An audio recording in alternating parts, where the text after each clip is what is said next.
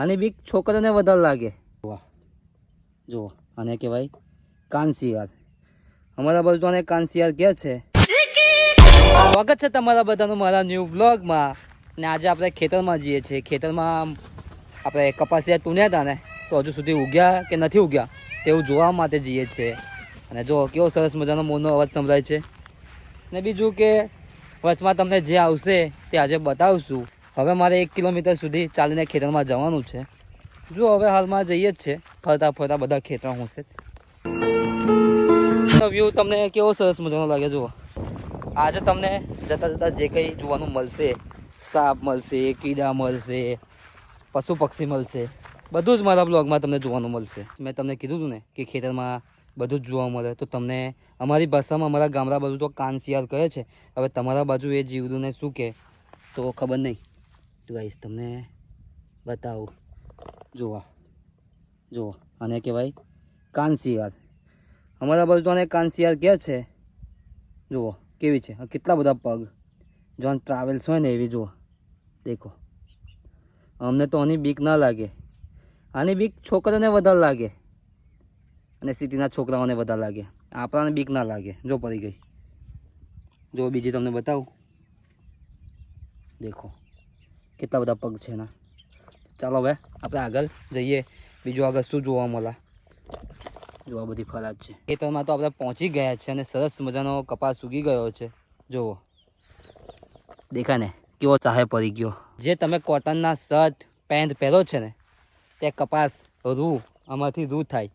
આ રૂમાંથી બનીને તમારા માટે શર્ટ બને છે. એ અમારે જો અમે ઉગાવીએ ને ત્યારે તમે કોટનના કપડાં પહેરો ભાઈ. એક ખેડૂત કેટલી મહેનત કરે છે અને ખેડૂતને જોવે એવું વળતર મળતું નથી, જોવે હોય એનો ભાવ મળતો નથી. અને એક વસ્તુ બીજું બતાવું. કેરો, તમે કેરોનો થોનું ખાઓ ને, કેરોનો થોનું તે બતાવો. આ વૃક્ષ દેખાય ને, આ કેરાનું વૃક્ષ છે. અહીંયા ઉપર આટલા આટલા કેરા લાગે, પછી એનું અથાણું બનાવો. એ તમને સિટીવાળાને પણ ખબર જ છે. જો કેવો સરસ અલગ અલગ પક્ષીઓના અવાજ સાંભળવાનો મળે. જો આને તીતોડી કહેવાય. તીતોડી. અને જો વરસાદ પડતાની વારમાં કેવું લીલું લીલું ઘાસ ઉગી ગયું છે ગાઈસ. આ ઘાસ ખાવાની મજા મારી ગાયોને મજા આવશે. આગળ બીજા ખેતરમાં જઈએ. ખેતરનો આનંદ જ કંઈ અલગ છે. તમે જે કંકોરા ખાઓ ને, કંકોરા તે પણ અમારે થાય છે. જો આ વાલ છે ને, આ કંકોરીનું વેલો છે. આ વેલા થાય. આ વેલા હજુ લાગ્યા નથી કંકોરા. અમુક જગ્યાએ લાગી ગયા છે. તો આપણે વચમાં કંઈ આવશે તો તમને બતાવશું. હજુ તો જુઓ લાગ્યા નથી, ખાલી વેલા ફૂટીને હજુ ઝાડવા પર ચડે છે બધે. તો ચાલો આગળ કંઈ આપણે મળે તો તમને કંકોરું બતાવું. અહીંયા કંકોરીના વેલા છે. હવે જોઈએ અહીંયા કંકોરા છે કે નથી, શોધી જોઈએ. તો અહીંયા કંકોરા છે 2, પણ હજુ સુધી બહુ નાના છે. જુઓ કેટલા નાના છે. હજુ આપણે આના માટે 20 દિવસ રાહ જોવી પડશે. મોંમાં થોડુંક પાણી આવી ગયું કંકોરું ખાવા માટે. મસ્ત કડક કંકોરાનું શાક લાગે. અમારા ગામડામાં તો આવું બધું વારો પર જ જોવા મળે. જુઓ, અને આ તમે બજારમાંથી જે કંકોરા લાવો એના કરતાં આ કંકોરાનું શાક ખાધું હોય ને તો બહુ જ ટેસ્ટી લાગે, મજા આવી જાય. તમે ફરીવાર મંગાવો કે ના ગામડાના જ કંકોરા લાવો વારવાળા. જે તમારે ફૂલ વરસાદ પડ્યો 1 કલાક લગીને. જુઓ એનું ખેતરમાં પાણી પણ કેવું ભરાઈ ગયું દેખાય ને તમને. આ ખેતરમાં પાણી ભરાઈ ગયું છે. હજુ તો અમારે વરસાદ બહુ પડે ને તો સારું, કેમ કે તલાવડા બલાવડા ભરાઈ જાય તો ભેંસો છે, ગાયો છે, બીજા જાનવરો છે, એમને પીવા માટે કામ લાગે. અને આપણે પણ ખેતરમાં દવા છાંટવા માટે ઘરેથી પાણી ના લઈ જવું પડે. ત્યાં તલાવથી પાણી ભરી લેવાનું, સીધું દવા છાંટી પંપમાં વેચી દેવાનું, દવા છાંટવાનું ચાલુ. આવું કે અમારી બાજુ તો ચોમાસામાં ખેતરોમાં બધાની ભેંસો છૂટી જ ચાલે. પપ્પા પણ આવ્યા હતા સવારમાં ચાલવા માટે ગાયો, અને તમે ભેંસો બતાવજો બધાની ચાલે જ છે. આ કોઈ કાકાની ભેંસો છે. જો કોઈની કનેક્ટ ચાલે છે. કેવું ચાલે, કેવું મસ્ત લીલું ચાલવાનું. અને કહેવાય કે જેટલું લીલું ચાલે એટલું ભેંસ વધારે દૂધ આપે. લીલું ખાઈ ખાઈને કેવી ભેંસો બાજી કેવી સરસ મજાની છે. કેવી દલન તેલો થઈ ગઈ ને. અને આપણે છે ને ખેતરમાં જઈએ ને તો શું સાચવવાનું, કચરામાં સાપ છે, વીછી છે, એવું બહુ સાચવવાનું. કેમ કે મોટું મોટું કચરું હોય અને આપણને ખબર ના હોય કે અહીંયા સાપ છે કે હું પડી રહ્યું કચરામાં, દેખાય ના તો એ બધું આપણે ધ્યાન જાતે રાખવાનું. જુઓ પડતો બચ્યો જો કંઈ બતાવું. અમારા બાજુ તો આને દોસ્તી કહે છે, હવે તમારા બાજુ શું કહેતા હોય ખબર નહીં. જુઓ આ જીવડું જુઓ પકડ્યું, એના કારણે એને ચીકનો પદાર્થ નીકળ્યા જો ઉપર. આને કહેવાય દોસ્તી. તમારા બાજુ શું કહે ખબર નહીં, જોજો હવે હલશે તો એને આપણે નીચે મૂકી દઈએ. આપણને બીજું આગળ શું જોવા મળે આ ખેતરમાં જોઈએ. આ વૃક્ષ પર પડી અને જો વેલા સાથે એક સરસ મજાનું ફૂલ છે ભૂરા કલર જેવું, તો તમને બતાવું શાનું છે ખબર નહીં, પણ દેખાય સરસ મજાનું. જુઓ કેટલું સરસ મજાનું દેખાય, બહુ સરસ મજાનું ફૂલ છે. જુઓ કેટલો સરસ રંગ છે, એનો આકાર કેવો છે. તો તમને આવું બધું આપણા બ્લોગમાં જોવા મળશે. તો હજુ સુધી તમારે હજુ બધું બહુ બાકી છે જોવાનું, તો ઠેક લગીને રહેજો. અને પતંગિયું બતાવું, જો આ પતંગિયું ઉડે, દેખ્યું કેવું પતંગિયું ઉડે. તો તમને નજીકથી થોડું બતાવું, દેખો કેવું સરસ મજાનું પતંગિયું છે. જો છે ને બાકી સરસ મજાનું પતંગિયું. હજુ તો તમને આનથી પણ સારું સારું જોવાનું મળશે આગળ જેમ જેમ જઈએ એમ. આપણે તમને પાછળ દેખાય ને ખાડા જેવું, તે તળાવ છે, એમાં પાણી ભરાશે. ને પાણી ભરાશે ને થોડોક ટાઈમ થશે મહિના જેવું, એટલે એમાં કમળના ફૂલ વ્હાઈટ ઉગે છે. હાલમાં તો પાણી નથી એટલે નથી દેખાતા. અને મને દશકરી આવી છે ગાઈસ, પાણીની જરૂર છે પણ આપણે સાથે પાણી નથી લાવ્યા. ફાઇનલી પણ બીજા ખેતરમાં આવી ગયા છે.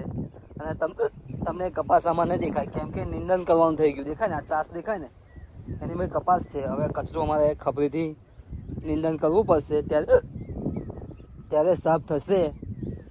આ વૃક્ષ છે ને જે તમે બીડી વાળીને પીવો ને એનું વૃક્ષ છે. અમારે આસત્રીનું વૃક્ષ કહેવાય અને તમારી ભાષામાં ટીમરૂનું વૃક્ષ કહેવાય. અને બીજું તમને સરસ મજાનું બીજું બતાવું, મેરીનું વૃક્ષ. પહેલાંના સમયમાં અમારા ગામડામાં આનો રસ કાઢે અને પછી હાથમાં મહેંદી મૂકતા હતા. ત્યાં તો બધું કેમિકલનો પેલા કોન આવી ગયા ને એનાથી મૂકે, પણ પહેલાં તો આનાથી મહેંદી મૂકતા હતા. સરસ મજાની આવતી હતી, માથામાં નાખે તો સરસ મજાનો ઠંડક લાગે. વગર સિઝનના ચા નહીં બોલ્યો કેવું પડે. જુઓ તો ચાખીએ કેવા લાગે છે, સરસ મજાના લાગે છે. તો આપણે મિત્રોને બતાવવા પણ તોડી લઈએ, એવા કે શું સી બનાવે છે એવું કહેવા. તો જુઓ છે ને બાકી બીજા પણ થોડાક તોડી લઈએ, તમને ખોટું લાગશે. તમે રૂબરૂ બતાવું કે વગર સિઝનના પણ લાગી શકે. જોવા છે ને બાકી આ તોડી જોવા.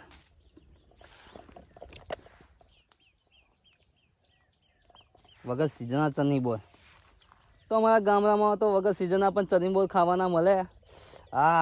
કાંટાએ પકડી લીધો, જો વાગી ગયું.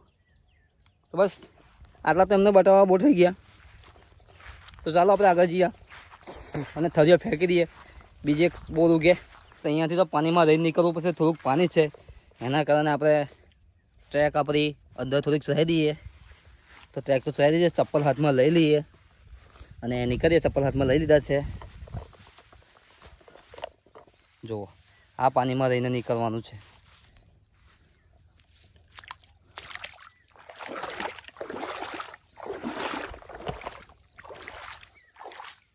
હવે ચપ્પલ પહેરી દઈએ. તમને બીજું કંઈક બતાવું, બગલો. જુઓ બગલો દેખ્યો કેટલો છે? 1 2 2 છે, 2 બગલા છે ને બાકી 2 બગલા જોયા ને તમે. તો જુઓ કેટલો અમારા બાજુ વરસાદ પડ્યો, પાણી ભરાઈ ગયું. જુઓ છે ને બાકી પાણી. અને અહીંયા જો સાઈડમાં કોહમાં પણ પાણી છે ને. આ પાછળ દેખાય બધું પાણી. જો સારો વરસાદ પડ્યો, ખેડૂતો માટે તો સારો જ પડે. પહેલાં અમારા બાજુ દેશી કપાસ કરતા હતા, તો એ દેશી કપાસ હજુ પણ વારમાં જોવા મળે છે. જુઓ આ દેશી કપાસ છે ને બાકી, અને આ જો રૂપન છે અને આનું દાંતન પણ અમારા બાજુ કરે છે, અત્યારે પણ કરે છે, પહેલાંથી જ કરતા આવ્યા છે. આનું દૂધ થોડુંક પૂંગરું નાનું આવે અને પેલાનું થોડુંક મોટું આવે, એ જ ફરક છે. પણ પહેલાં દેશી કરતા. આપણો ગુજરાતી કપાસ. ઉનાળો ગતો રહ્યો, વરસાદે ચાલુ થઈ ગયો, છતાં પણ આ ખેતરવાળાએ હજુ કરોથીઓ નથી વેની. લે કપાસની કરોથીઓ એવી ને એવી જ છે. અને કરોથીઓ કહેવાય, હરોથીઓ કહેવાય, બધું જ અમારા ગામડાવાળા કે એમને જે યાદ આવે તે કહી દે વળી. મારો પગ થોડોક જાળવીને મૂકવો પડશે, કેમ કે અહીંયા એકદમ ખારા જેવું આવે ને તો પગ પણ આપણો મસ્કોતી જાય, એનું ધ્યાન રાખવું પડશે. જે તમે ફળ કહો ને, જેના મૂઠિયા મૂકો છે, તે અમારે આ વૃક્ષ પર થાય. જો વાળ પર આ ફળનું પોન તમને બતાવું કેવું છે. હા જો આના ભજીયા સરસ મજાના લાગે, અને સવારમાં નાસ્તામાં કર્યા હોય ને ચા સાથે તો મજા આવી જાય. જુઓ કેટલા ઊંચે છે ને. બાકી જુઓ આ ફળના પોન છે, હજુ કોક થયા છે ને બધા તોડી પણ જાય છે. જુઓ અચ્છા, બાકી ફળના પોન તો આપણે પણ આવવું પડશે. આજે આપણે જબલું નથી લાવ્યા એટલે, બાકી જસ્ટ હમણાં જ તોડી લે બધા જ. મમ્મીને ઘરે જઈને કહેવું પડશે કે મમ્મી આજે મેં એક જગ્યાએ ફળ જોઈને આવ્યો છું, તો આપણે મૂઠિયા મૂકવા તૈયાર રહેજો, ભજીયા બનાવો એના, સવારમાં ચા સાથે ખાઈએ. તો મમ્મી આવે કે પપ્પા આવે કે પછી હું આવું, તો અમારે પાણા તો તોડવા આવવું જ પડશે. અને એકવાર ટેસ્ટ કરવો પડશે. એકવાર તો ટેસ્ટ કરી દીધો છે આ સિઝનમાં, પણ બીજી વાર મજા આવશે. અહીંયા પાણી છે તો આપણે થોડુંક સંભાળીને નીકળવું પડશે, કંઈ લહરીને પાણીમાં પડી ના જવાય. જો તો આપણે ધીરે નીકળીએ. આ લહરતા બચ્યા છે બાકી જાળવી નીકળવું પડે. જુઓ આ કોથીનું વૃક્ષ છે, કેવું કોથું સરસ મજાનું નજીક લાગ્યું છે. અને આ પાકે ને તાવની હાક સરસ મજાની ગંધાની સુગંધ બહુ જબરજસ્ત આવે, બહુ મજા આવે સૂંઘવાની ને ખાવાની મજા આવે. અંદર મીઠું નાખીને મરચું નાખીને ખાધું હોય ને તો મજા આવી જાય. ખાતું આ હાથ ખાવાનું મન થઈ ગયું, અને થોડુંક મોટું થવા દઈએ.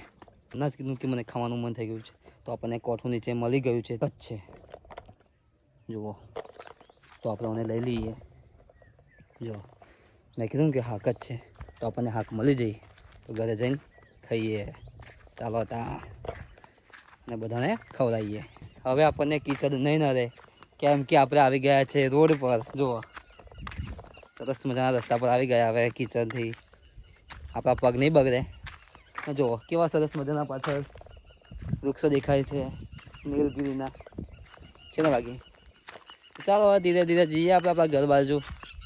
જો આ ટીટોરીઓ કેટલું બોલા.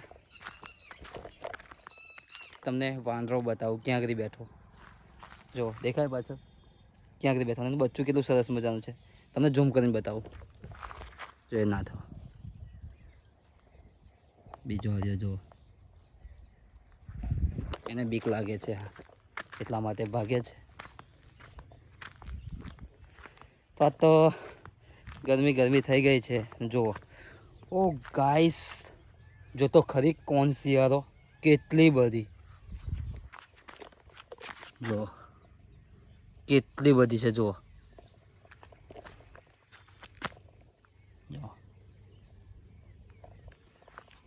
તમને તો મેં ત્યાં આગળ 2-3 બતાવી હતી, પણ અહીંયા તો જુઓ કેટલી બધી છે. ગાઈસ આપણે ગામ નજીક આવી ગયા. જો તમને બતાવું, પાછળ તમને ટાવર દેખાય છે ને ગામનો, તો આવી ગયા છે આપણે.